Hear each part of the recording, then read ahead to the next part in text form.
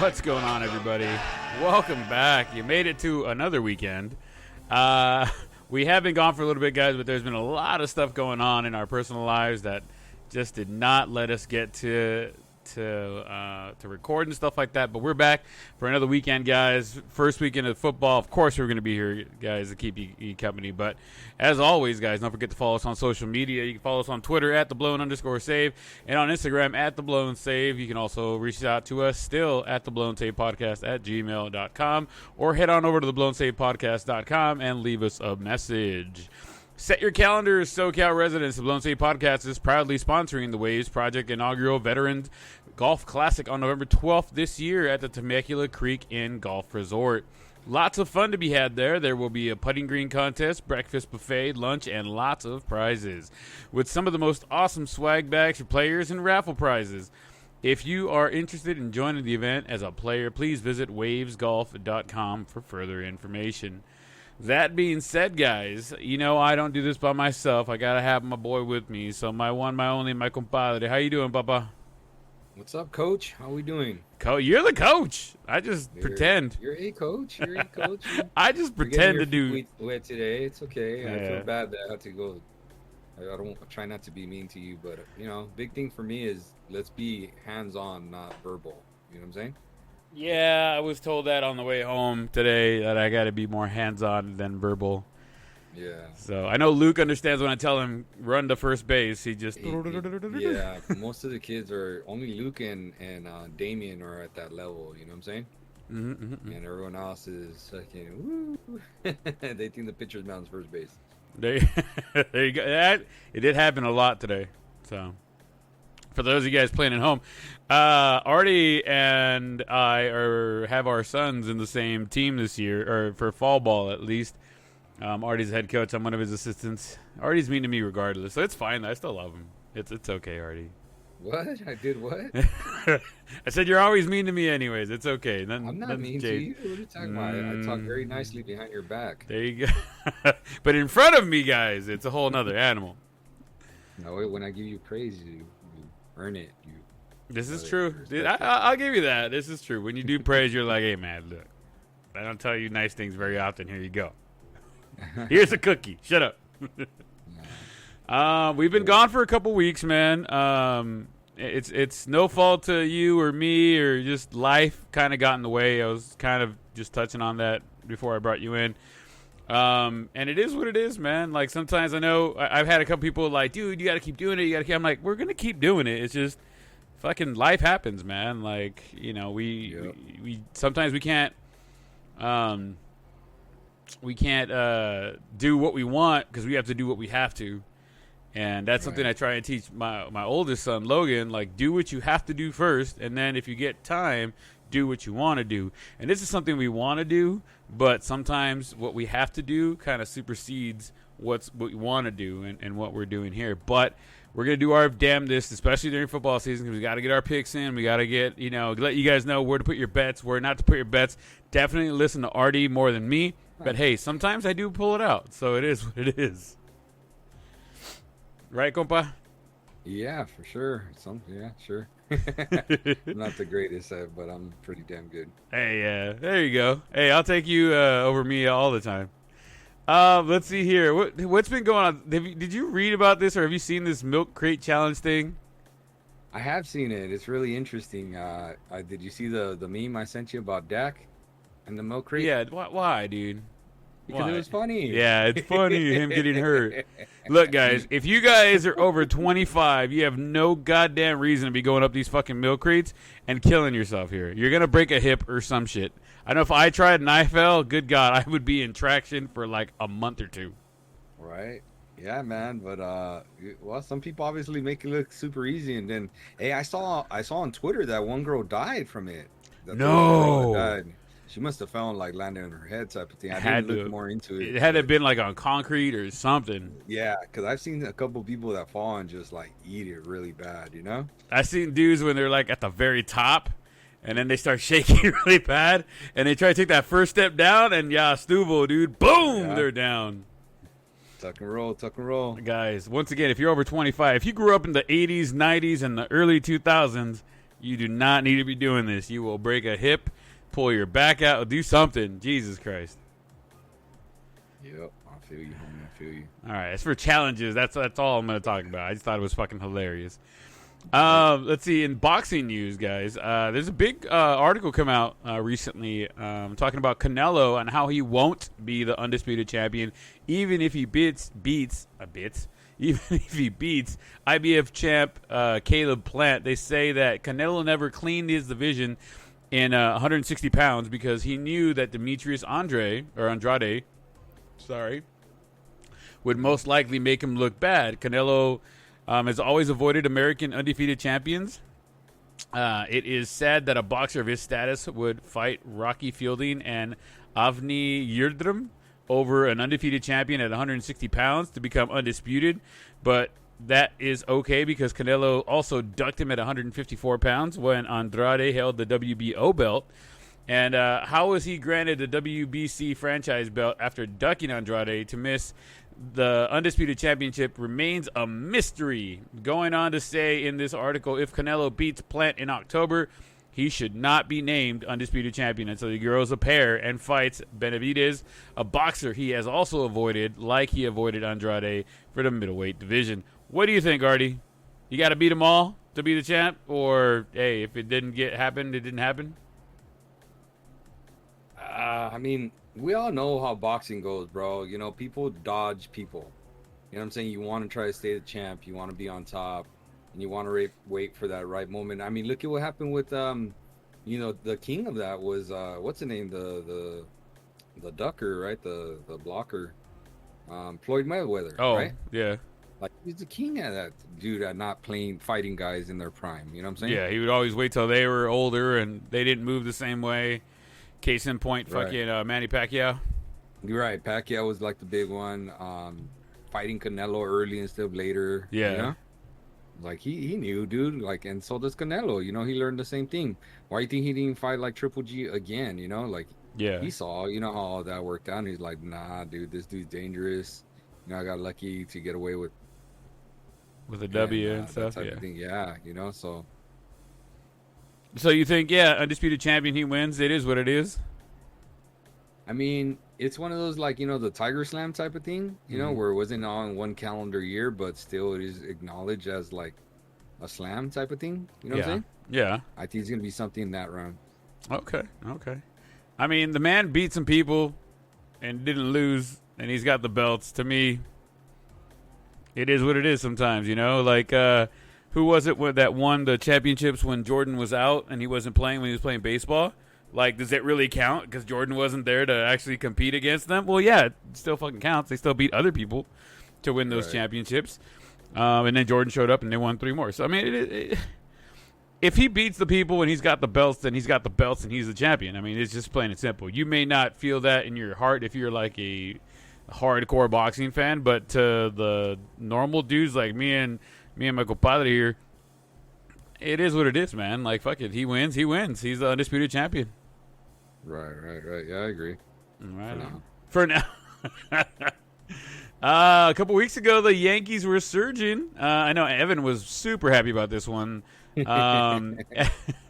had the longest streak, the winning streak in 60 years with 12, and I believe they got up to 13 before they lost. And that was the last time they won this. The last time they won this many was 60 years ago. So do the math. I can't do the math. I'm good. They were on their way to their 14th win, and then they met the Angels, and the Angels beat them. 2 out of 3. Hey, they stopped the winning streak. What? Oh no, see, that's different. Yeah, because I mean, it could say, well, the Yankees beat the Angels once. Out of 3. So, yeah, that's what they actually took well, I'm saying they met the Angels and then they lost the little winning streak. So theirs ended at 13. The Yankees are in much better position right now than the Angels are, so I give them that. Although they just lost a 4-game series to the Toronto Blue Jays, which is not going to help their odds of getting to the postseason right now. Yep. Yeah, they're. Yeah, I think they were going to catch a hot streak. I didn't think they'd catch that kind of hot streak, but I kind of knew they'd catch a hot streak, you know. Mm-hmm. So, yeah, good for them. Yeah, they're back to reality. The Dodgers overtook the Giants for like a day. For a moment, yeah. On my birthday, it was a birthday present for me. There you go. Just stayed in there and there you go. Bounced back and forth a couple of times, and now we're chasing 1 or 2, I think, again. Yeah. Hey, we helped take a game away from the Padres. We beat the Padres once. Nobody cares about the Padres. They're way back there. How far back are they? Excuse me. I saw they were like 6 back, 8 back. That many? Like Oh my yeah, god! it wasn't close. In fact, they had fallen out of the playoff race out of that second wild card. They were that far back. Padres fans. I don't know if it's like that right now still. Let me see. I'll check it right now for you. Thank you, sir. They're back in it. They're back in it. They're so behind the Dodgers. Mm-hmm. They're 13 games back. Oh fuck! Right. For the second wild card. Games back. They're in that second wild card, but yeah, they're 13 games back. Who's the Dodgers? Who are they fighting with? Chasing. Damn, they're chasing 3 right now. That's harsh. I mean, we just kept blowing those games against San Francisco, man.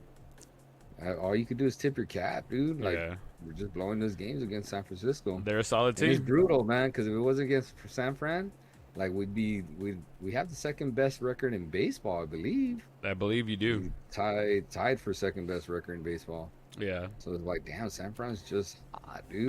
On top of that, they have our number when we play them. I just want to say that a couple months ago we talked about who was going to win the West, and I said San Francisco, and you're like, what?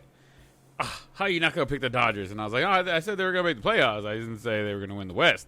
And right now, there's still too much time, but right now. Yeah, I also said the Angels would be in the playoffs. So. I said they might squeak into that second wild card, and they're not getting there. Oh, no. There's no way. Yeah, I never thought they had a chance in hell. There's always a chance in hell. They still haven't gotten their magic number, but it's close. It's coming. Yeah, I wanted to see actually. They actually got rid of one of their. They got rid of. They're 9. They're not. They're closer to the wild card than San Fran. San Francisco to the place. I mean, not San Fran. San Diego is San Diego. Second place.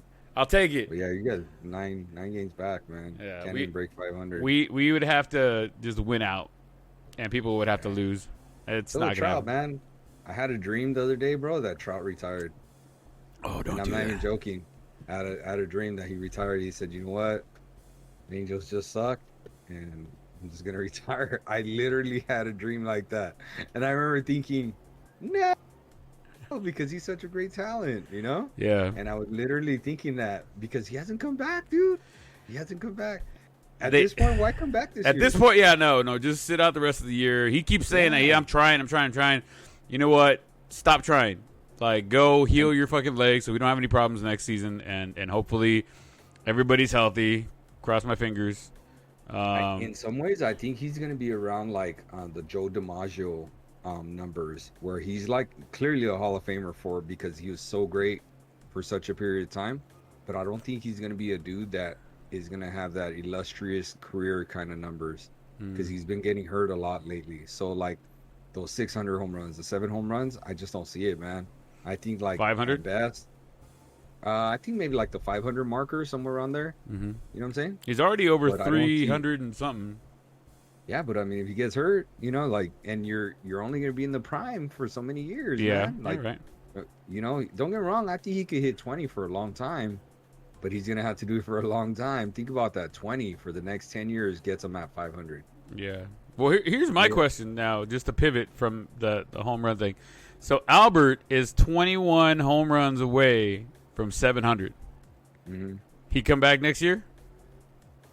I think so. You know why? Because I think he's gonna go to like St. Louis with Yachty, because Yachty said next year's his last year already. I thought he said this year was his last year. No, they signed him to a 1-year contract, I believe. Oh, for next year. I believe he might make it out there too. Hey, Yeah, so I honestly they think might right off to the sunset and fucking get all those balloon numbers type of thing, you know, and he's gonna wear his St. Louis cap clearly in the Oh yeah. Hall of Fame, you know. Oh yeah. Do you think he hits 700? What if he does it? What if he's like 3 or 4 home runs away from 700 at the end of next season? Does he come back again? That's really the question, to be honest, because I think he needs to be. Man, he needs to cut it into the teens. before this year ends. You know what I'm saying? Yeah. Like he needs to be in the 19. I mean, 15 would be ideal, but he needs to get into the like the good 18, thing is 17s. You know, the good thing is he's gonna be playing. He's playing with the Dodgers, so they're gonna be doing a playoff run. yeah, but none of it counts. Oh, none of those count. Towards the regular Okay. season. Well, That's then why it's like he got what 3 weeks ago. you got 3 weeks. If he could pop one out a week, you know. I mean, Yeah. and he kind of goes on those little pace on those little runs. The little man, runs, you know? yeah. I mean, if he look, I think that if he gets to like, I think he really the magic number. I think he really needs to be like right around 17, man, going into next year to do it in 1 year. So he needs like Because that's still a lot of 4 home or runs 5 in 1 more year. home 'Cause runs. what's he at right now? Right now he's probably at like, if I had to take a guess, maybe 13 home runs. What do you think? I'm gonna go with like 17 right now. Yeah, so I'm going with the over that. I'm going over that with that one. 17. Yeah. I mean, find this fool. It's gonna be like 9. Nah, he's gonna be double digits because I think he's like at 9 with the Dodgers, man. He had a couple little runs Yeah, for us. it's like you said. You get to a winning franchise, it changes the way you walk, talk, and play. Let's see here. I got his stats here. Oh man, I think you're right on there. I don't know where he's at, but 17. There you go.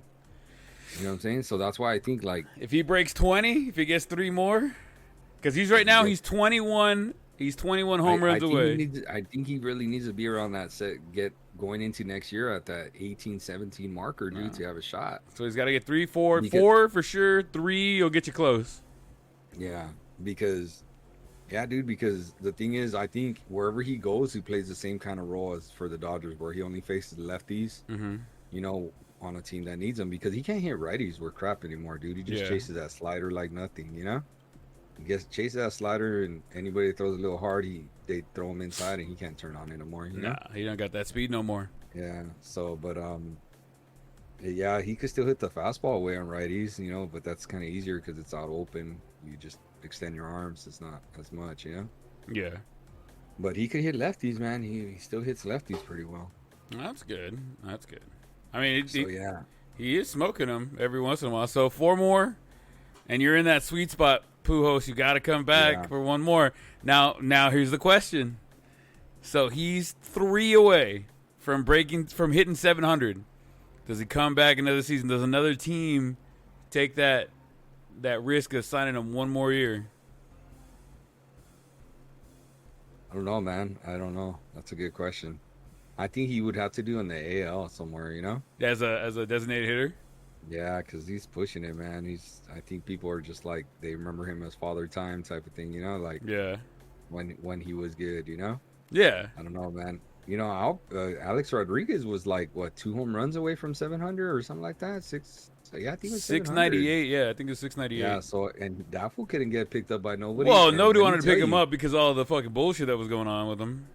But I mean, still, you know, like, no, I think dude, he was 2 home, and he had way more left in there. that's what I was about to say. A-Rod had a lot more left in the tank, but it was marred with the steroids, and it was marred with all the other extracurricular bullshit that was going on. Yeah. So maybe that's why he got blackballed, and that's why nobody picked him up. It's kind of like Barry Bonds.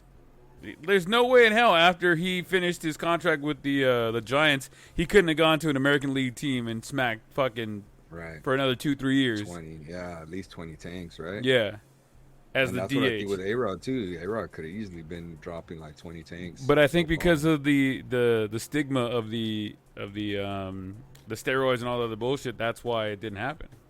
Yeah, I agree. Albert doesn't have that, but the thing is, he doesn't have that. He doesn't have the stigma, but he just doesn't have that in the tank, you know? Yeah. The tank is running on fumes, guys. He is on fumes. He is very much on fumes. I think he gets 1 more year, man. I don't see anybody picking him up as the next year unless he takes on a pinch hit specialist kind of role, man. But, dude, it's hard to hit home runs when pinch hitting, you know? Yeah. He's done it a couple times.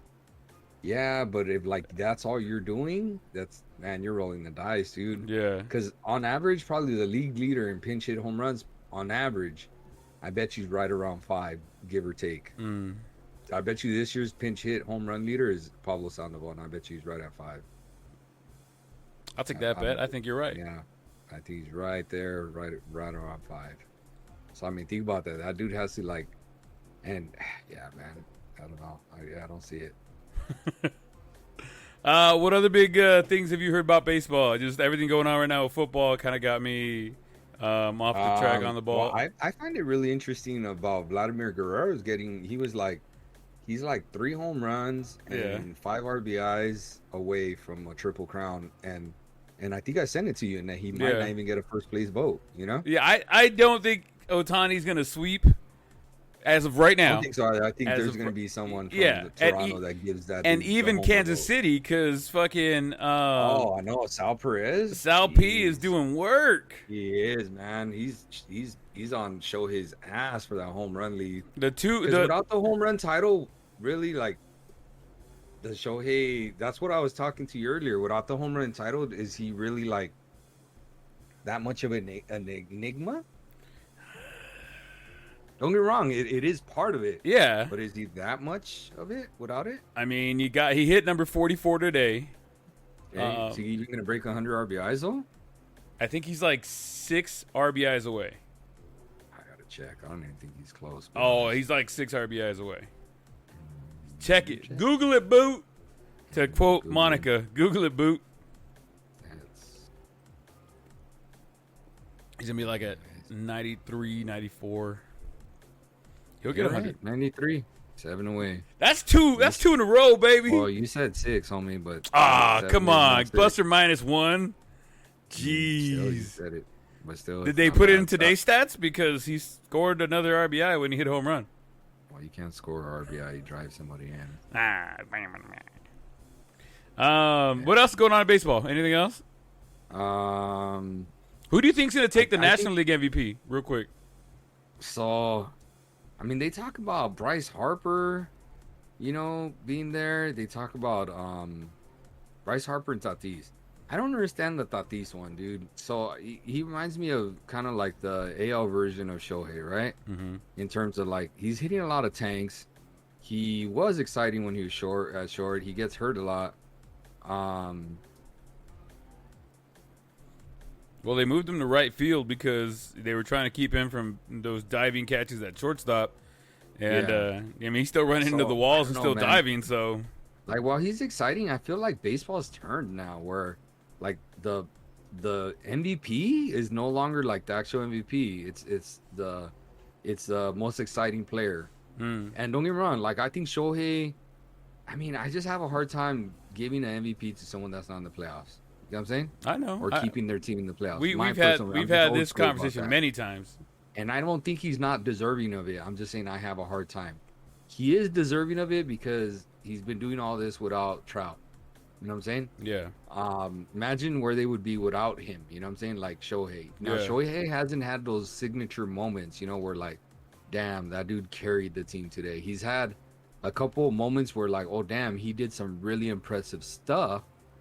But he didn't like carry the team. Does that make sense? Like, okay, like the one that I think was real cool is like when he had the mad dash to home from like second on a base hit, right? And he slid and just laid down at home plate after that. Yeah, I thought that was cool. That to me, that's like it's a signature moment if you ask me, because dudes his size aren't supposed to do that. Yeah, he got that run. Thanks. He hasn't had a tank where it was like, oh man, that fucking won us a game. Oh man, that he hasn't had a walk-off. That didn't. It doesn't have to be a walk-up, but it just like changes the whole momentum of the game. Yeah, he seems to hit a lot of meaningless home runs. He hits some of those meaningless home runs really far away, but it seems like he hits them too early in the game. They're not late when it's clutch where you need them. Right. I mean, there's been a couple times where I watched the game. He's coming up, and you're like, okay, this is where we need him. It's the 9th inning, 2 outs, and guess who's on base? Who's up? It's Shohei Ohtani with the bases loaded.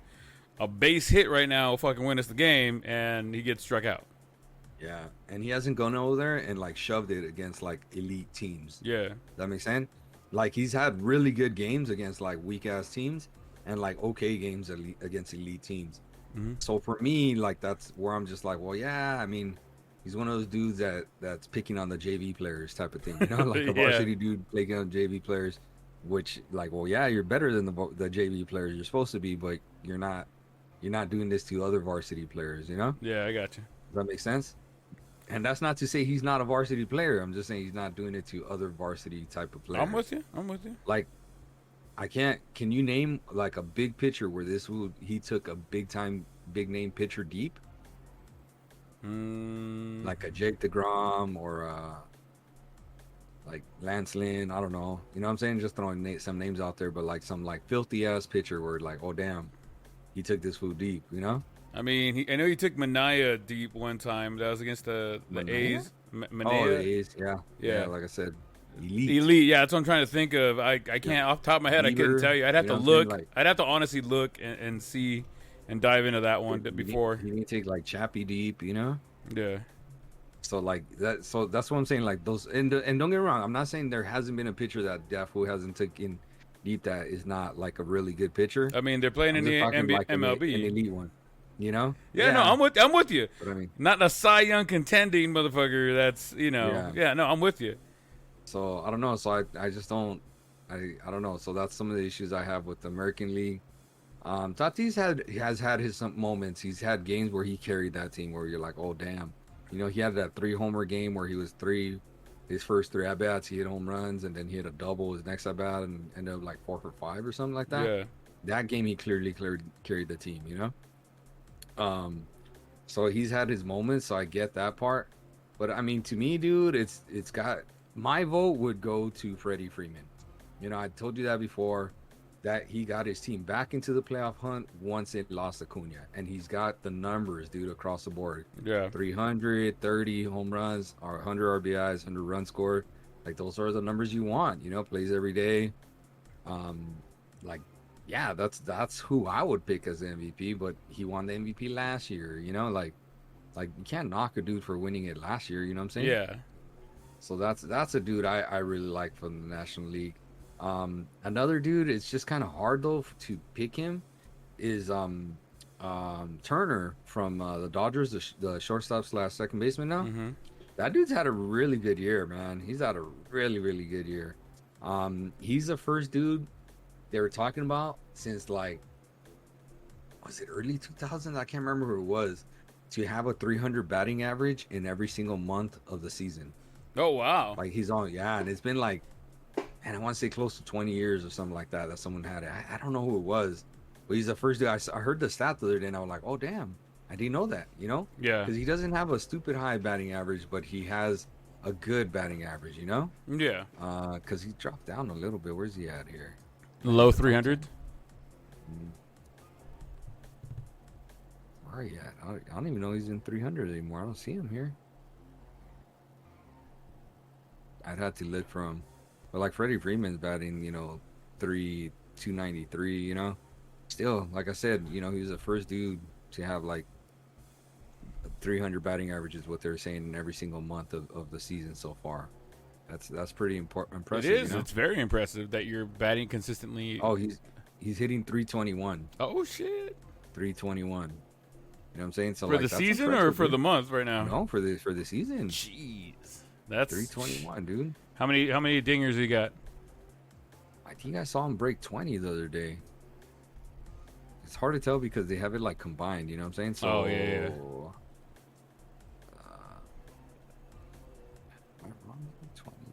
21.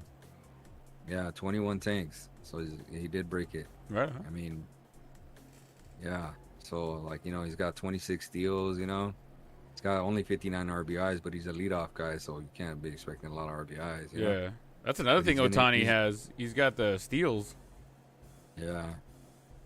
Yeah, see, I mean, he's got 26, and Ohtani's probably in like the 22, 23 range? Somewhere around there, yeah. Let's see here. Ohtani 23. Yeah. 23. Right on it. But Ohtani's only hitting 257. This is true. That's a lot of swinging and misses. A lot of He's very susceptible, and any pitch over about 98, 99, he's having a really hard time catching up to it. I think he's going to work on that on the offseason. And that low and away slider, moving away from him, he's having trouble not chasing that. And honestly, he's had a couple bad calls by some Blues where the ball was clearly off the plate, but because he chased it before, they gave him the strike and he was out. So, I mean, it is what it is. So it's It's a double-edged sword with Ohtani, you know what I mean? Like today, he actually had a really bad day on the mound. I saw he only went 3.1 innings, and he got blown up by the Astros, but he hit the 44th tank or whatever. But he gave up, I think, like 4 runs in 3.1 innings. So is he going to break double digits with the pitching wins as far as wins go? I don't. He's at 9. I mean, he's got to get 10. So I think he's got the MVP on lock, dude, because no one else has really run away within the American League. And he's had too great of a year that has never really happened, you know? Yeah. At this point, he's surpassed anything that any pitcher-hitter combo has ever done, you know? Yeah, I'm with you there.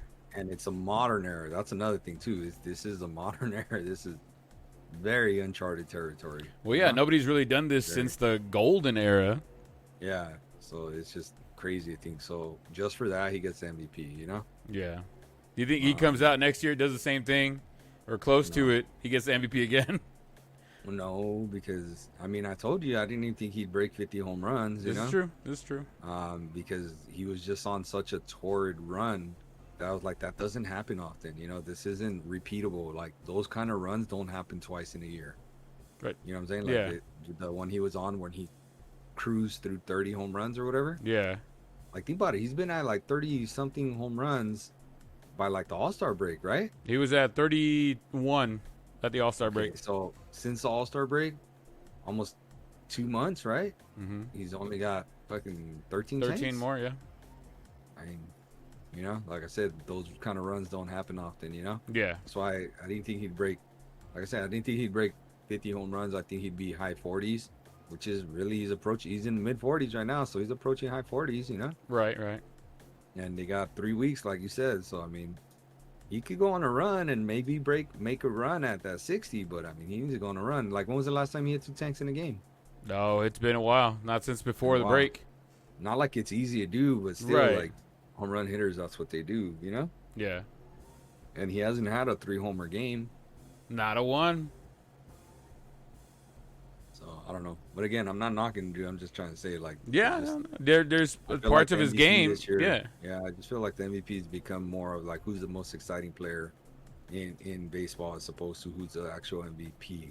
You know, like, Griffey was robbed of that so many times. Like, remember when Griffey finally won his MVP? Yeah. Like, one of the things was the game's most exciting player is finally the game's most valuable player. Yeah. Does that make sense? No, yeah, it does. I was like, damn, how poetic was that? And it kind of reminds me of Kobe. Like, Kobe's only had 1 MVP in his career, dude. 1. You know really? Because they gave it to the dudes that were, like, the dudes, you know, that were having stupid standout years or whatever. But he only had 1 MVP in his career. You know? Wow. That's crazy. That is wild, because you think of Kobe as being one of those at the table that he's one of the top 5 players in the history of basketball, right? With 1 MVP. A lot of people, right? And 1 MVP. That's wild. I dare say he's guaranteed for sure one of the top 10 players in NBA basketball, right? History? Yeah. Like 10 for sure, right? But people debate whether he's top 5 or top 3 and all that stuff. Mm-hmm. But top 10 for sure.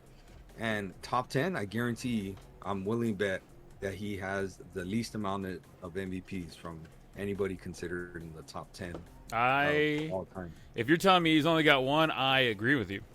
Yeah. So that's just crazy to think of stuff like that, you know? Yeah. But then you think of, like, you ever think about this? Realize Derek Jeter had, like, the 6th most hits of all time, like, for a career? Yeah. 6. He was number 6 on the all-time list. That dude never won an MVP. He never really won any big awards. He won, like, postseason MVP and an All-Star Game MVP, Rookie of the Year, a couple Silver Sluggers, and a couple Gold Gloves. And then that's it. He never won a regular season MVP, you know? He just happened. He happened to be in the he happened to be in the right place at the right time for some big plays, and that's what everybody remembers. Like the cutoff little toss. Yeah, everybody knows that game. 3,600 hits, bro. Yeah? I think is what I saw.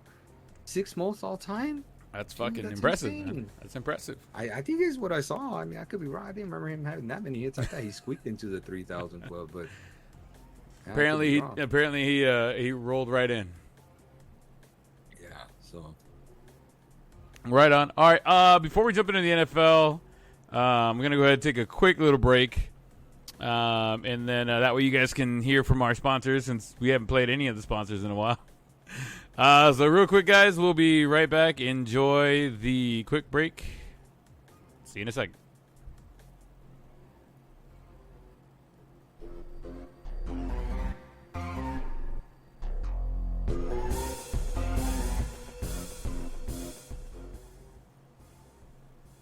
All right, guys. Hopefully you guys enjoyed whoever it was that you guys listened to. But here we're back now. NFL is now officially back. We had our first game last night. We're going to talk about the exciting game that was the Cowboys and the Buccaneers last night. And then we're going to talk about the rest of some of the other stuff, buzz that's been going around the NFL. We're going to go ahead and go over our picks for the rest of the week, and we're going to pick next Thursday's game, since we usually record on Fridays. We're gonna go ahead and record, or we're gonna go ahead and pick our Thursday game, so that way we know where we're standing come Friday night when we do the show next week. Fuck, dude, I'm excited, dude. I was so pumped last night, but it's so exciting. A lot of stuff's been going on in the world of football. The Saints have a new quarterback, and he has been chosen. And it's not who you thought, not the guy they gave a bunch of money to. It's Jameis Winston. He beat out Taysom Hill. After Hill, like I said, got a decent-sized contract, the Saints decided to go with a tested veteran this coming up season, at least for week one. Who knows if he's going to stay there? Is he going to be pick-happy Mr. Winston, or is he going to be bullet-driving, torpedo-throwing Jameis Winston? We'll have to wait and see for that one. What do you think on that, Artie? Do you think the Saints made the right pick? I mean, gotta bring some excitement to that team. I'm not sure, what they're gonna do with Hill's. Not gonna win them a lot of games. That style of a quarterback is not for the NFL. Right. Winston don't have the receivers to throw to though. Michael Thomas is out till week 8, I think it was. He's not eligible to come back because 1 through 6, he's on the IL, and I think week 7 they're on a bye, so then he can't come back till week 8. Week 8, yeah, is what I think I had heard. I drafted him in a lot of leagues, but I drafted him as a IL slot stash for later in the year. I'm with you there. So that's one big thing. But they always have Kamara too, and Winston throwing the ball up in there. That's always brings excitement, frustration too, but excitement. So I mean, I don't think they have anything to lose by giving them that shot. And that fool went and signed with them, I think, for pennies, when I think he could have signed somewhere else, Plus or minus, I know we're getting to my dad's favorite part of the show. Over under 5 games he starts before they pull the plug. Damn.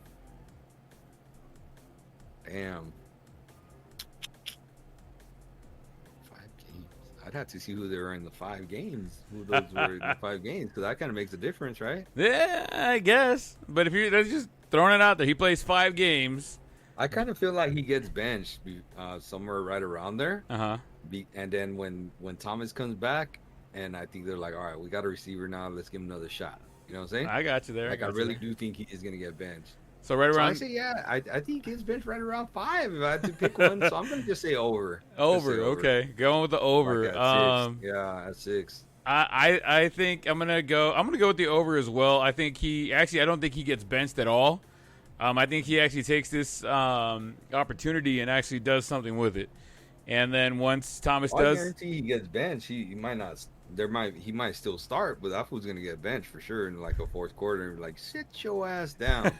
You threw 4 picks today. He got benched when he was on Tampa. He did. Remember him saying? Yeah. He got benched. Yeah, dude. So if he got benched, that fool's I guarantee he's getting benched. Is he gonna lose his job? Probably not. That fool's getting benched. I'll tell you that. Freaking what's Peyton? Sean Payton's gonna be over there bro, you sit down, bro. You threw 5 picks. He said, "Around, but I threw for 600 yards and 8 touchdowns. What the fuck?" He said, "Yeah, but we still fucking lost. Thanks." All right. Let's see. Tyreek Hill has found a way around the new celebration taunting rules. I don't know if you saw this. On his gloves, he printed in black paint his patented deuces. He usually holds it up, the deuces, as he's running by people. Yeah. Well, now he just holds his hand up like, "Hi," but it's in black on the glove. It's the deuces on there. What do you think about the NFL cracking down on the rule change I know that C.J. Gardner-Johnson sounded off on the rule change. He said, you can't stop an emotional player from being who they are. A lot of players out there play with emotions on their sleeves, and for you, the refs, to throw a flag for somebody celebrating something they did that they prepared for is bullshit. What do you think, Artie? I'm with him, I'm with them for sure on that. The NFL is the no fun league, right? Is what kind of been known for. And honestly, Brant, I really think it's one of those still standing good old boy clubs. You know what I'm saying? Is there a minority owner yet in the NFL? I would say, I dare say there is not one. I want to say there's not either. So to me, it's a good old boys club, bro. Yeah. Good old boys club, let me tell you, they have some deep roots on how they view things and how they should be. You know what I'm saying? Yeah. So without getting too much into it, my personal opinion. Well, that's why we're here, Artie. We want to get into it, Artie. I mean, it gets hectic, Yeah. It gets muddy for sure. Well, get muddy, get dirty. Come on, we got plenty of time. I mean, it gets racist. I just think there's a lot of racism built into it. I think it's almost like, in some ways, I feel like it's like a slavery type of thing. Like, hey, you work for us, and you're our workhorse. If you don't like it, then go do something else. Yeah. Does that make sense? Like, I feel like that's how they treat the poor damn running backs too. Like, think about it. Gurley is out of the NFL, bro. Like, he's not he was like the top running back just 3 years ago, wasn't he? Like 4 years ago? 4 years ago. I want to say 4 years ago. Dude, I know it was 3. I want to say it was 3 because he was a top running back when they went to the Super Bowl, and it was the year that I got my house, dude. I've only had this house for 3 years. Okay. Think about that. He was the number 1 running back 3 years ago.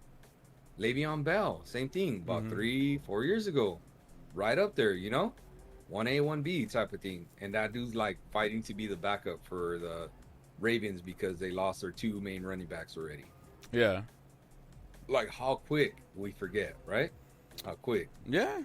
And you know who I feel like is trending this way? You're not going to want to hear it. Zeke? I think Ezekiel Elliott. He's got to do something this year, or else he's going to go down that road. Yep, I really do. All those problems and all the bullshit, and that's it. Not enough fucking return. Oh, he was over. It was the year before he was overweight. Last year Dak wasn't there. You have said this plenty of times, brother. You've said, "What's the ROI? What's the ROI? Return on investment on Ezekiel Elliott right now? Right now, he's in the negative." Yeah. And if Dak stays healthy and they're both healthy and he doesn't put up fucking numbers this year, I think he's going down that same road. Yep. Tony Pollard time. He had to. I mean, Tony Pollard actually outrushed him this last game. Right. Zeke had 33. Pollard had 38.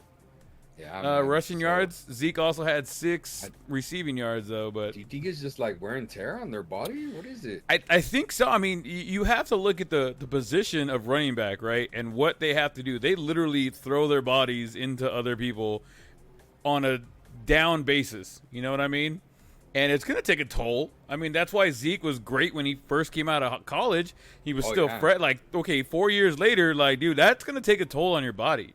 We don't have the elasticity, if you want to call it that, the intestinal fortitude of like Barry Sanders, of Emmitt Smith, of fucking what's his name, Jerome the Bus Bettis.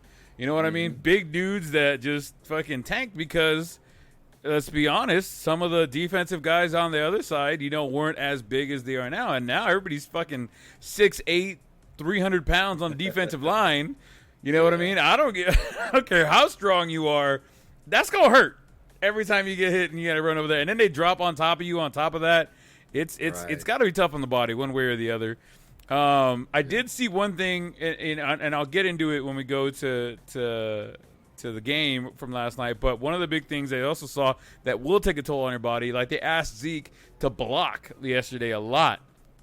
And he was blocking fucking Ndamukong Suh a bunch of times. I think Dak only got sacked one time, and he was flushed out of the pocket like 3 times because they kept putting Pollard and fucking Zeke in there to fucking help block. Because we were missing Martin, and then we just lost Lael Collins to a substance abuse 5-week fucking suspension or whatever. Which to me, if it's marijuana, dude, come on. All right, we got to get past the stigma about it already. But if it's something else, I get it. Fucking nail them. Like, I don't give a shit about that shit. But at this good old boys. Yeah. Like the Mary Jane. No, they don't like that. They don't like that. But I digress. But I think that's why. I mean, that's as you see, you're not going to see the running backs like back in the day where they played for 20 years. You know what I mean? That's how not Zeke. That's how Emmett got his freaking numbers. He played for 20 years. That's how fucking all the greats. I mean, they played for years and years and years. But it was just a different type of league. Now. Yeah, it's a different type of league now. If you're a running back, an elite running back, unless you have the best line in the world, you're probably 5 years, 6 years, and then you're getting put out the pasture. They're bringing the new fresh guy. So it's a lot. Like it's 5 at the very most elite years that running backs have anymore. I'm with you there. I mean, Zeke apparently. I mean, and we've said this countless times. I need to make shirts that say this shit, right? They're in their best shape of their career. They lost 20 pounds. I'm shredded. I'm in the best shape of my life. Fucking 6 years later, it's like, bro, you were in the best shape of your life when you first got here. You know, fucking 6 years ago. Now you're pretty good. I mean, he's in better shape than both of us. But what do they call him? Because they're making a lot of professional decisions now, right? Isn't it business decisions? Yeah, they're making a lot of business decisions. Yeah, they're not just playing anymore. They're not exactly. They're not playing to fucking play. They're playing to get paid. Yep. And I'll tell you this much: Zeke ain't gonna get paid that much if you don't do something with his opportunities, especially this year. Like I said, if everybody stays healthy, if Dak stays healthy, if he plays the way he did yesterday, Zeke should be able to put some numbers up. It's just a defense like Tampa Bay's was just absolutely awesome as far as like shutting down the run. I think they were like 3rd or 4th in shutting down the run last year. And over under 1,000 yards rushing for him. I think he's over. I think he hits over under 1,250. Under. I was gonna say about 1125, 1140, right around there. I was gonna say if he has a good year where he needs to, he's gotta break that marker. He's probably not gonna break the 1,500 marker, but yeah, definitely. I don't. I mean, he's got to have some crazy games again, like when they play the 16 games, bro. This is true. Right, 16. This is true. I forgot. 1,600. I think you know what? I'm gonna go ahead and say he hits 1,400 yards. Rushing. All purpose, I think he hits 2,000. All purpose. I think all purpose he clears 1,500. I think rushing he's gonna be right around the 1,200 marker. I hope he's right around the 1,200 marker. Did you pick him up in any league? I got him like 3 because I thought I really believe that this is a big make or break year for him. I really do. Even if Dak gets hurt or something happens to him, that fool still got to step up. There's no excuses this year. Yeah. You know well, he's in the best shape of his career. Yeah. I'm going to make a shirt, bro. I'm in the best shape of my career. Year number 7. All right, back to some other stuff. Cam Newton got released by the Patriots. They were talking about 5 different teams that he would be good to go to.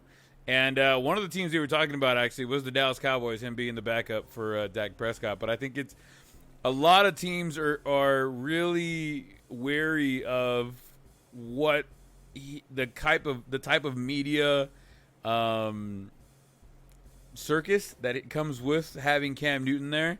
He was on that barbershop talk show on HBO the other day, and I caught this earlier today. He was telling them, like, you don't just bring in a Cam Newton. The reason why he was let go, unofficially, of course, the reason why he was let go because he would be too intimidating to Mac Jones being the backup to him over there in New England. And he said, if you're going to bring a personality like Cam Newton, he literally talked about himself in the third person, but he's like, if you're going to bring a personality like Cam Newton, you need to understand that's a strong personality, and that unofficially is why he was let go, to not intimidate Mac Jones into making mistakes and this and that, yada, yada. What do you think about that, Artie? Lesson learned. Bring that same energy, homie. Bring that same energy. Isn't that what he always said? Yeah. Bring that same energy. Oh, yeah? My non-believers, bring that same energy. Next year, watch. Next year, watch. Always next year. At some point, there's no more Ever next since year. He got hurt. He doesn't have the mechanics, and he does not change his style. You know what I'm saying? He doesn't have the mechanics, doesn't change his style, and he does not read the game the way the great quarterbacks, the great pocket passers can. Yeah. They try to turn him into a pocket passer, but he's not a pocket passer. He's not. And he doesn't have the mechanics for it. He doesn't. Yeah, man. So yeah. It is what it is. It's just another dude. Those type of quarterbacks don't last in the NFL. You know, those running, throwing kind of quarterbacks. They get hit, wrong spot, wrong time, and there you go. Everything changes, and then you try to become something you're not, and it does not work. Some of the teams that they published and said, hey, these are some teams that he can go. Atlanta. They were talking about Atlanta had just lost A.J. McCarron to a season-ending knee injury. It leaves them with undrafted rookie Felipe Franks and Josh Rosen, who was added to the roster not too long ago, as their backups for Mr. Matty Ice, who has been dealing with some injuries over the last couple years. They talked about, once again, my Dallas Cowboys. They don't have a really solid backup quarterback right now. They have Cooper Rush, who actually beat out Ben DiNucci. But DiNucci is actually on the practice squad now, so they got somebody there to be there, but like no solid backup for him as of right now. They're talking about the Washington football team as well. Maybe, doing that, playing with Juan Rivera. I don't know, man. He going back and playing with his former head coach who won a Super Bowl with back in Carolina in his Carolina days. So it would be interesting to see that matchup come back up again. Fitzpatrick and Tyler Heineke or whatever are the guys that are over there right now. So we'll have to wait and see. The other one is the Broncos. They did name Teddy Bridgewater their starter over Drew Lock, which is kind of a sign of we're going to go with a little more tested guy over the new guy coming up. But you can't be upset if they took Cam Newton. And then finally, finally they had the Houston Texans with Deshaun Watson once again being another mobile running quarterback. They don't last forever that way, but this, and then especially with Watson ain't starting. He ain't even playing for Texans. They already said he's going to be a healthy scratch. Yeah, Tyrod Taylor is actually who's going to be starting for them. Yeah. It's going to be interesting to see if they do take a risk with Cam Newton. Actually, I feel that one might be a better fit for Cam. Just because they're going with a former, starter who became a backup, who was a wide receiver and then a backup quarterback and then a starting quarterback.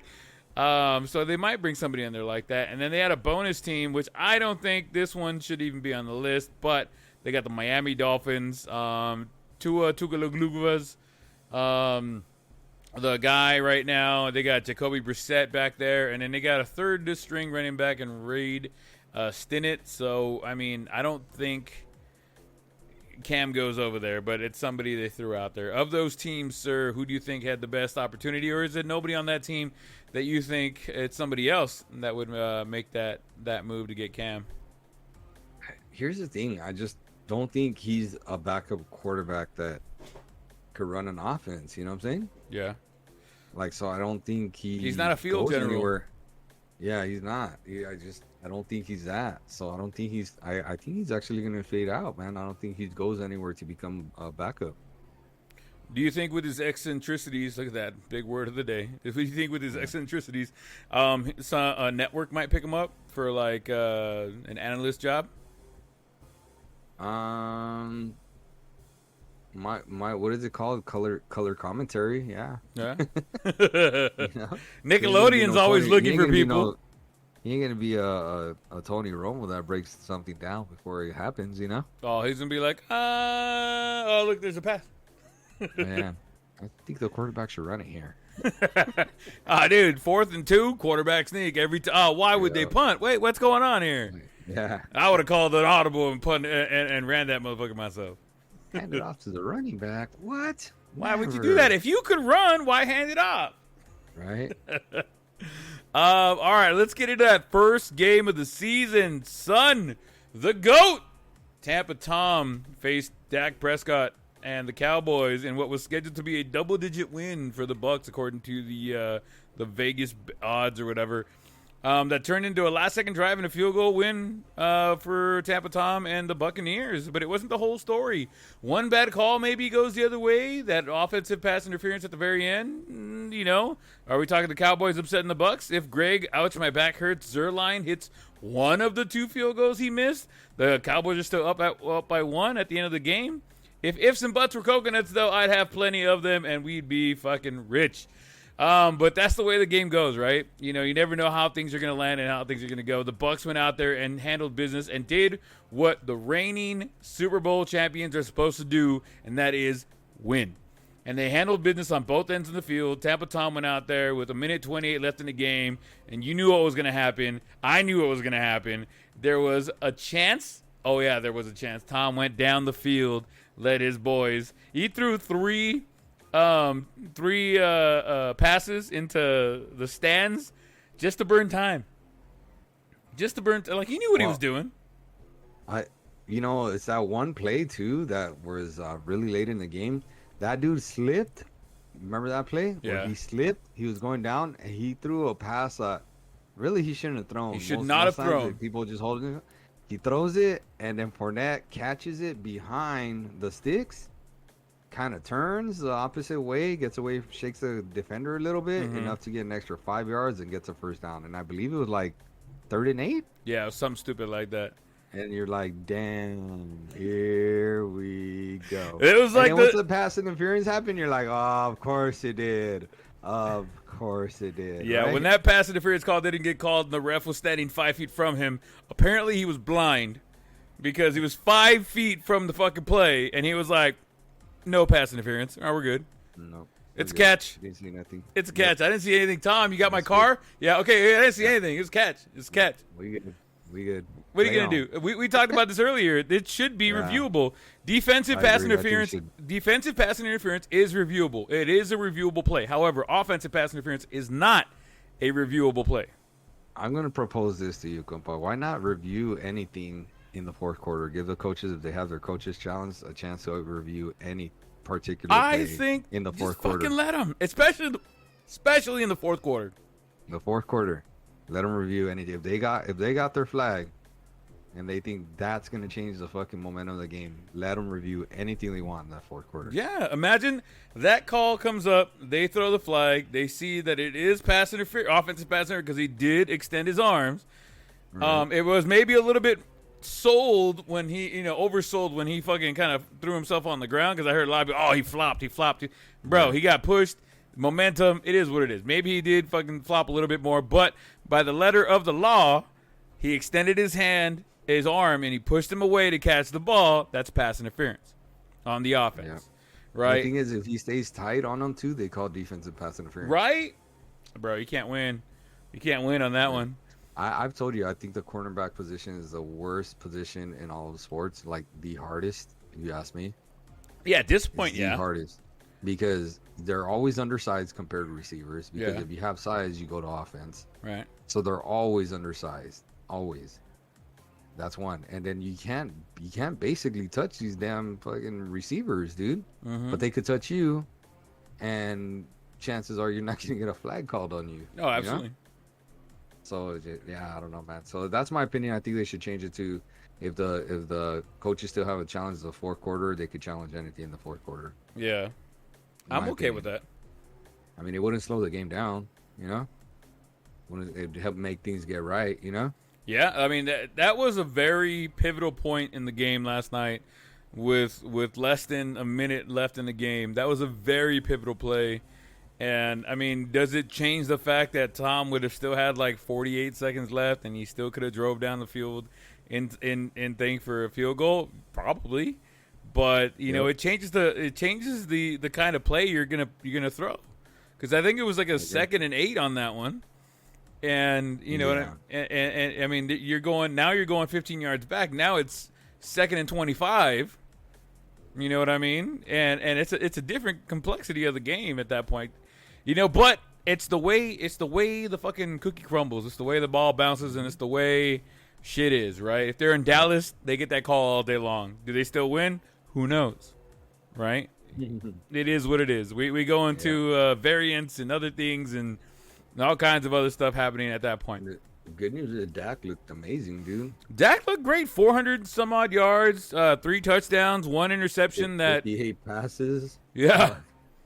Dude, they said, you know what? Hey, your knee's good. All right, cool.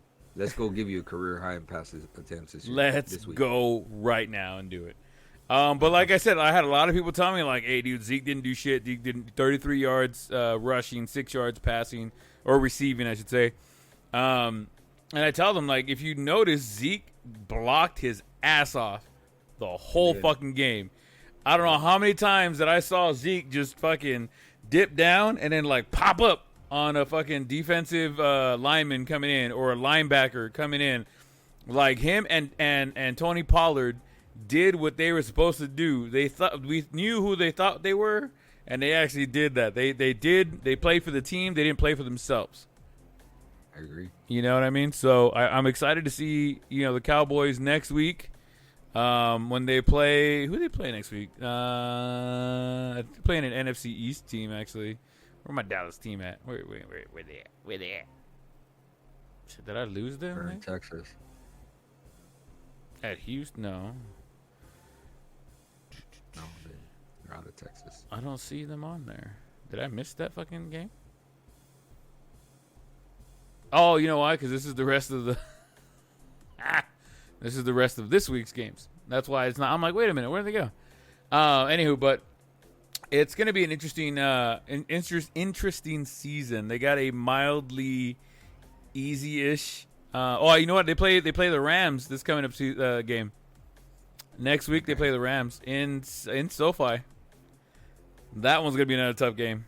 I'm going to be honest with you. Sam Darnold and that defense is going to be handling business.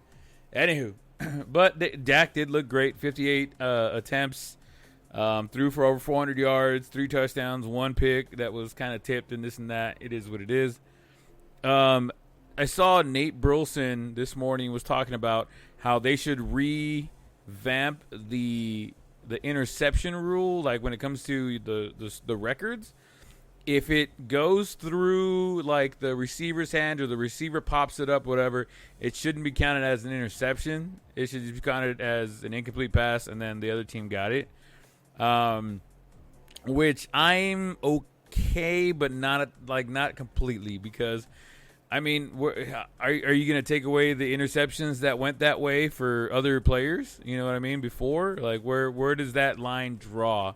What are your thoughts on something like that moving forward? Like, if it was obvious that the quarterback had nothing to do with that fucking interception, like he threw the ball to the receiver just fucked it up, and that's why he got intercepted, should that be counted towards him? Absolutely. Yeah. I see Artie going yeet. I was waiting for you. I didn't want to interrupt you. Yeah, man. I mean, it's part of the game. It's the way it's always been. Yeah? It's the way it's always been. Nothing. You threw the ball, even if you got touched, so what?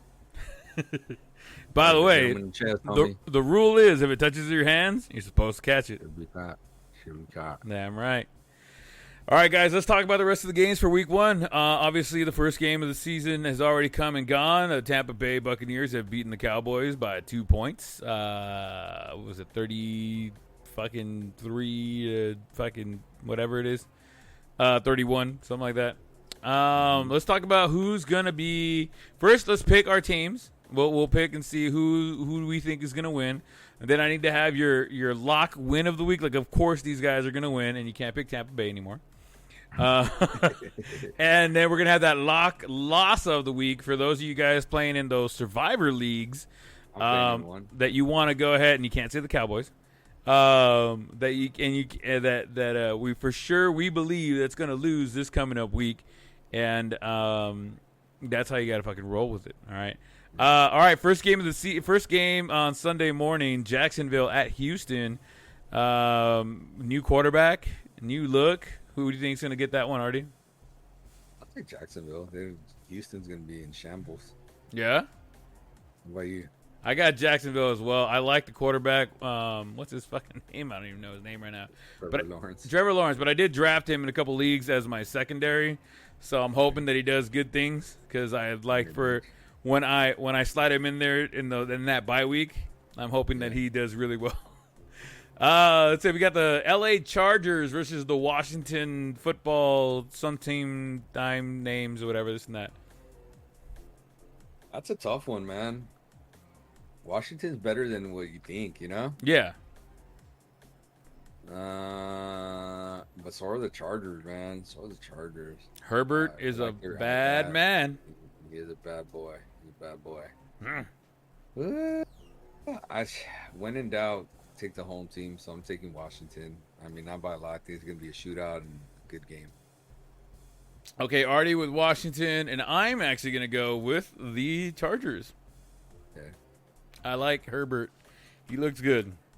I'm going to go with the guy. Next up, we got and the defense. He plays defense? No. I didn't know he played defense. No, he doesn't play defense, but he's a great on the offensive side. They're going to be throwing the ball a lot. Seattle versus Indianapolis, sir. Who you got? Seattle for sure. I'm with you there. Seattle all day, twice on Sunday. Unless they're playing the Tampa Bay, then I got to really think about that one. We got the Jets and the Carolina Panthers. It's going to be an ugly game, but Carolina, because they got fucking Run DMC back. Yep. I got him in like fucking 3 leagues. It's fucking hilarious. You got the number 1 pick in 3 leagues? 3 fucking leagues, bro. Wow. I was like, holy. Oh, that's because you traded up. That's right. No. Yeah, you did. No, in our league, yes. Okay. But in the other 2 leagues, I just fucking was number 1. I was like, how? And in another league, I was number 2. I was like, what in the hell? This is the year for Brent to get a high pick. Minnesota at Cincinnati. Who we got?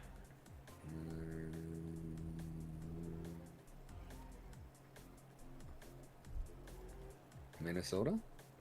Oh, Artie's going Minnesota. I'm going to go with the new guy, Mr. Burrow. I'm going to say Cincinnati upsets Minnesota because they are at home and Burrow's trying to try and ball out. I'm going to go with that one right there. He's not new. He played last year. He just got hurt last year. Yeah, but still. This is basically going to be his new coming out. We got Arizona and Tennessee. This should be quite easy. Damn. You think it's easy? Really? Tennessee? You're going with Tennessee. Oh, you're the only 10 I see. Oh, I put Tennessee. I'm actually going with Tennessee as well because they do have, what do they call it? King Henry. I think he's just AJ Brown and Julio Jones. Yeah, they're gonna do some shit on offense. So I think Arizona's got a good offensive squad, but I think that the defense is not gonna be able to hold back King Henry and the rest of the offense over there. San Francisco and Detroit is up next. Who you got? San Francisco. I hate to say it as well. I agree. I think they have a very solid squad. They're going to be quiet contenders, I think, but they're going to be there. We got Pittsburgh and Buffalo. Here's a good game. It's going to be a slobber knocker there. Woo. Damn. Buffalo. I do like it because they're going to be playing in Buffalo. I am also going with Buffalo. I think they just have the better offensive squad right now. But never count out fucking Pittsburgh, though. It's going to be a close game. I think it's going to be a shootout just like Tampa and Dallas. I think it's going to be a shootout between Buffalo and Pittsburgh. We got next. This is a toilet bowl game right here. This is the it was a week, if you ask me. It's bottom of the barrel right here. Yeah, for sure. Philadelphia and Atlanta. Who you got? Who? I'm gonna take Philadelphia. Oh, already going with Philly.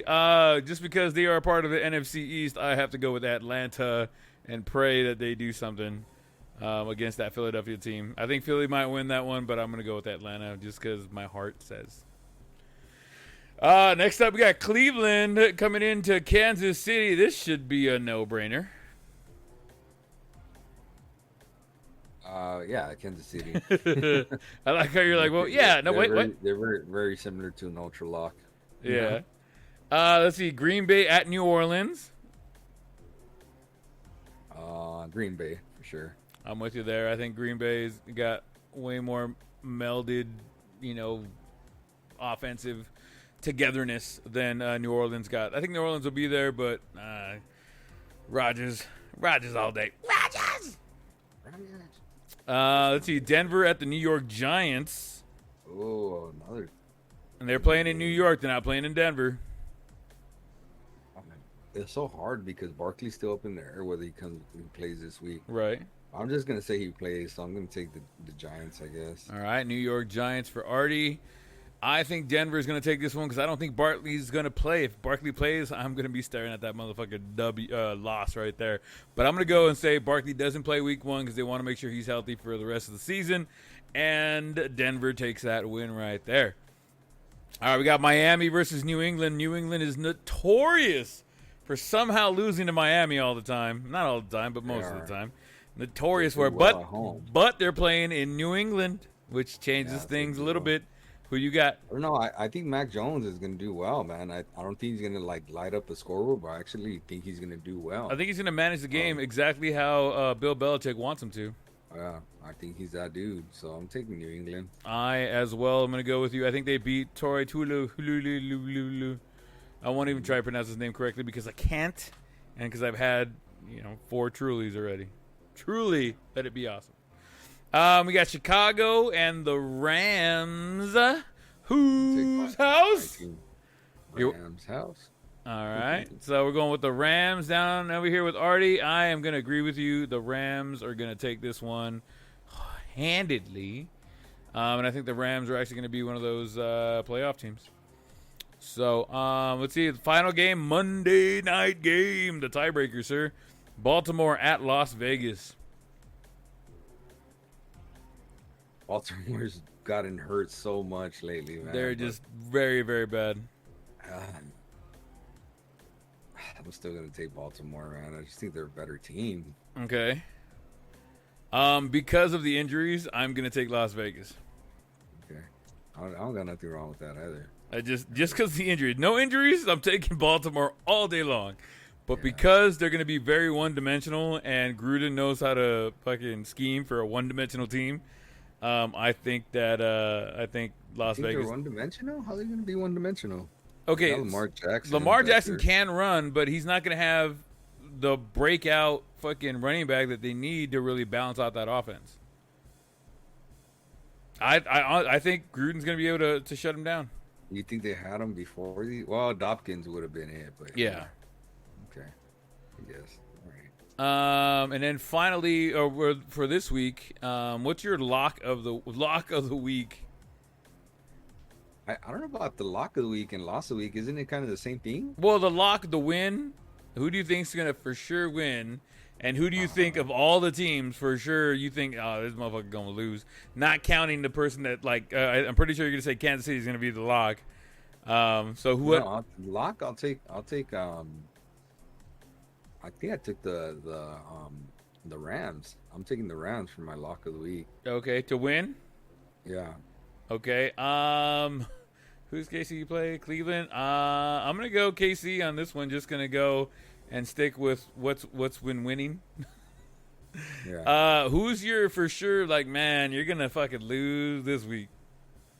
Yeah, I'm gonna take fucking the Bears, the team the Rams playing. I said not the team that would be on the opposite end. That. I literally rewind the tapes. Rewind it. But you said that like for sure is gonna lose. They're gonna not being the team that you picked the winners.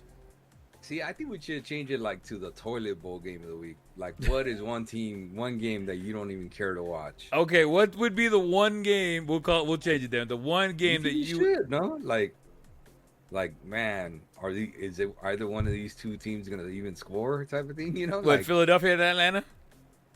So I think there's 3 in my opinion, compa. I think it's the Jets and Carolina. Although I like Carolina because of Run DMC. Right. Definitely for sure Philly and Atlanta, and I didn't like that Denver and fucking Giants game either. Yeah. I think those 3. If I had to say one that I just don't even care to watch, it's probably that Philly and Atlanta. What about you? I mean, I'm gonna keep an eye on the score just because the NFC East is right there. But other than that, I'm not gonna be watching. No. Anyone else, maybe? Maybe Miami, New England for you?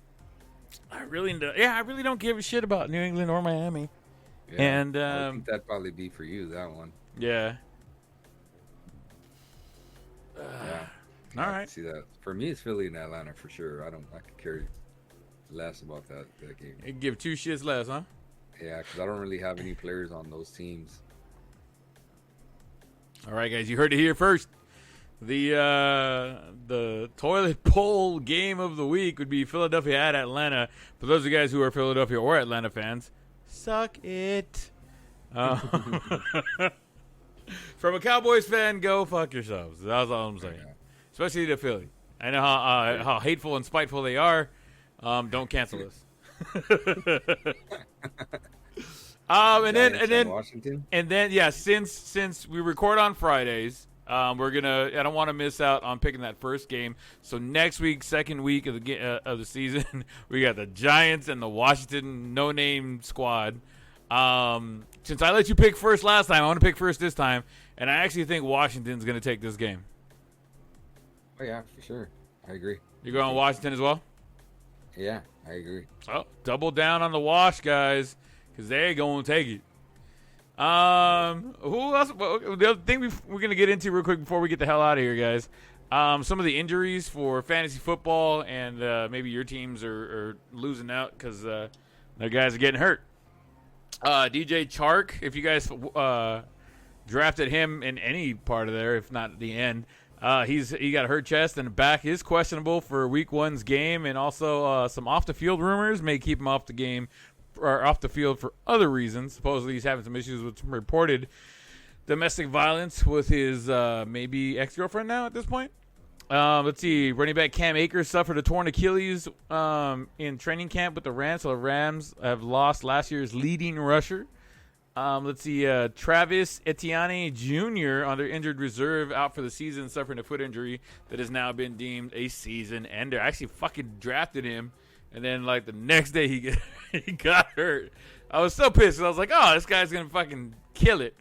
And then there goes that. And then if you guys drafted anybody in the Baltimore roster, I hope you did not draft any one of their running backs. I know Evan drafted both of them, one after the other, when one of them got hurt, and both of them got hurt now. So don't go that route. Any other big injuries? I saw your dude Gallup had some hamstring issues. Hamstring out for 3 weeks. Yeah, that's a biggie. You know. I mean, you still got CD Lamb, and you still got Amari Cooper there. You still got Schultz. Captain Obvious for telling me they're number 1s and 2s. Hey, I don't know who throw it into to that 3 slot. Throw it to Blake Jarwin. Call it all day. Oh, okay. Yeah. Well, I think that's kind of a big one. I think the Baltimore Ravens, running back situation is a big issue over there. Mm-hmm. I'm curious to see. Keep your eye on like the Detroit Lions and the hamstring issues with Swift over there. Mm-hmm. I feel like that's a tender issue. Barkley and the Giants, I think that's kind of like up in there. I want to see what happens with the Arizona Cardinals running back situation over there. Right. I want to see how some of these rookies play out. Maybe like the dudes that are starters, projected starters, do well, or even some of the second-year players, like the dude from the Chiefs. Whether he comes back and bounces back. He was supposed to be a big deal last year and really never panned out. Right. I kind of feel like Harris or whatever, Harris from Pitt is kind of like the same kind of road as him. Yeah. Where like he's supposed to be a big deal. I don't think he won't pan out. It's just like I feel like it's the same thing, Yeah, I'm with you there. So I'm curious to see how he does. Yeah, so I always like those first year and second year running backs, that struggled their first year. Yeah, fucking Carson Wentz has miraculously recovered from his foot injury. He will start Week 1. Right. I'm curious to see how Jalen Hurts does with Philly. Very curious to see how he does. Like he really finished off strong last year. Now this year, everybody was like, "Oh, they brought in like backups," and they were talking about like getting other quarterbacks for him, and that was really strange. What was going on there? Yeah, I'm with you there. I hope he does decently, but not very well because he is in my division, so he can kiss my ass. I didn't know you played football. Hey, I was born and bred a Cowboys fan all day long. You weren't born and bred in Cowboy. You weren't born in Texas or Dallas. Whatever. They're not even in Dallas. They're in Arlington. Come on. Oh, yeah, whatever they are. Come on. Where's my hat? Now you're begging. Dallas, and they call themselves the Dallas Cowboys then? The Dallas Cowboys. They have issues then too, just like the Los Angeles Angels, huh? Damn right. I'm okay. I'm okay with loving teams that have issues, bro. I'm okay with that. They're broken a little bit, just like I'm broken inside. Yeah. The other thing I wanted to touch on before we get out of here for the rest of the night, for the rest of the weekend, actually. Tomorrow is 9/11. Well, Saturday is, depending on when you listen to it. 20 years have passed since the tragic 9/11. What has happened, really? It's crazy to think that some people out there today, some adults out there today, in their early, just becoming 20, this and that, or their early 20s, don't know or remember 9/11, but just a solemn remembrance of what has happened, what changed the fate of the United States 20 years ago, man. I had so much bad juju happen to me 20 years ago, man. It's sad to think about everything that went down. The good thing is I'm alive, my family's alive, you're alive, your family's alive. We're good, and a moment to remember those who lost their lives, the firefighters and the police officers.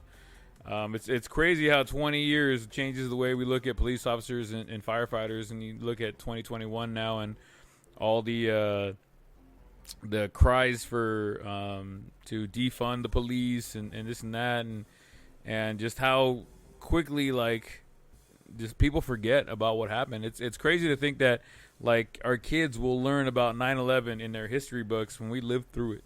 We're at that point in our lives where, wow.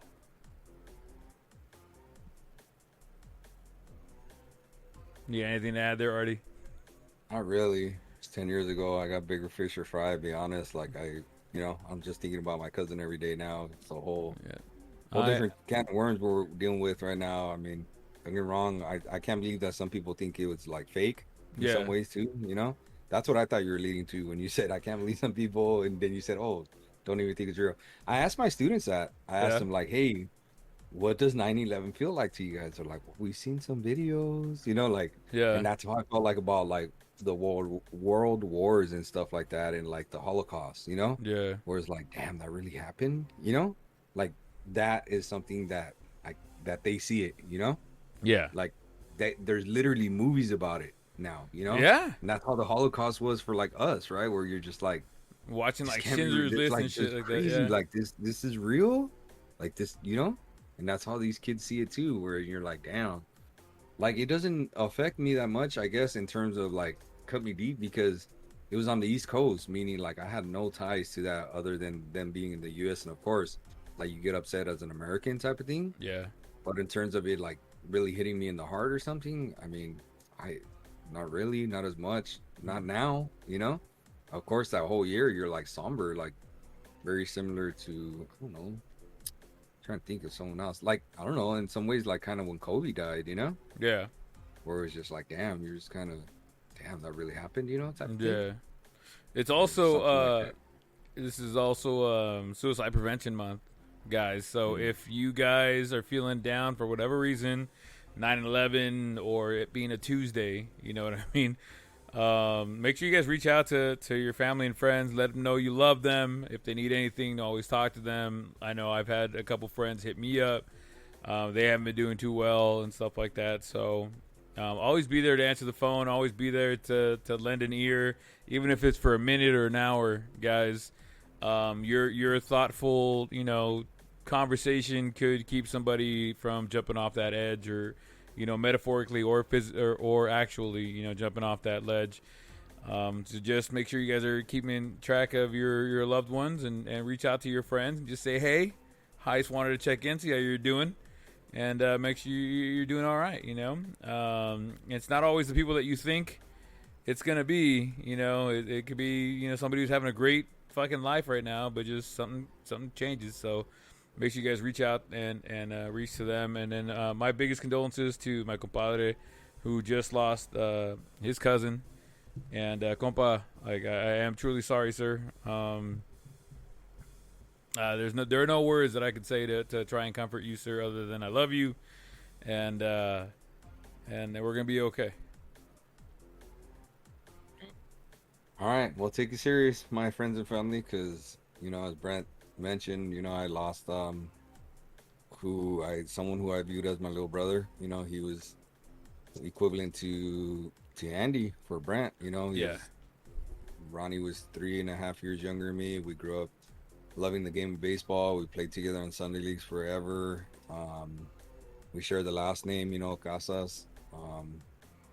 I just can't even tell you how much how deep it cuts, and I'm not close with a lot of my cousins. I'm cool with a lot of them, but not close. I'm only close really with 2 of them, and he was one of them. So, and he was, someone that just didn't believe in taking the vaccine for whatever reason or another, and it's something that could have helped him, and he should have gone to the hospital sooner, and he tried to get it out, and it cost him his life, from my understanding, from what my uncle said. So, it's just kind of deep. Take it serious, and it's not like he was out there being dumb about it. He just caught it, and he got the Delta variant, and it held on to him and never let go. Yeah, guys, we've said this from the beginning, Artie and I. If you don't want to get the vaccine, it's your prerogative, right? You don't want to listen to science, and you want to do whatever, dude. You don't want to, it's fine. But take care of yourself. Take care of yourself for the people that you're around. Make sure that you're wearing your mask, like Artie always says. Wear your mask, wash your hands, be safe. Just, if not for just you, for the people around you. For the people that you deal with on a daily basis, just take care of yourself for them, regardless of your stance on the vaccine or not. Just be safe. Fuck, dude. Like, we've gotten to a point in this world where some people just don't have any regard for their fellow man, and let's just change that right now, guys. Let's just change that. Huh? How about that? Yep. So wash your hands and wear those masks, mi gente. Hope to see you next week. Absolutely, guys. We'll catch you guys next week. Thank you guys for listening to us today. I know we got a little somber towards the end, but we got to keep it real as always, guys. And then don't forget to set your calendars. SoCal residents, the Blown State Podcast is proudly sponsoring the Waves Project inaugural Veteran Classic, Golf Classic, I should say, on November 12th this year at the Temecula Creek Inn Golf Resort. If you guys are interested in joining the event as a player or a sponsor as well, please visit wavesgolf.com for further information. You guys, we love you guys. Stay safe, and we'll catch you guys next week.